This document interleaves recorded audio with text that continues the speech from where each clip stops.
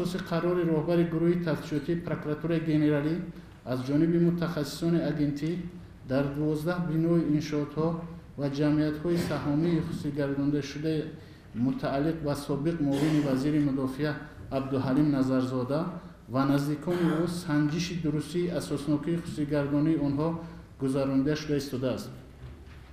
تنها در 8 انشاءات تحت سنجش قرار داده شده معین گردید که هنگام خصوصی گردانی اموال دولتی و جلب قرض‌های بانکی با روی ساختکاری به دولت 5.3 میلیون سومانی ضرر مالیوی رسانده شده است. اینچنین از جانب کارمندان اگنتی که به گروه فوری تفتیشاتی وابسته به پرونده جنایتی نسبت موحدین کبیری و نزدیکان او شامل شدند، 42 بناهای معموری و منزل‌های استقامتی و 70 نامگوی مال و اموال دیگر آشکار گردیده است.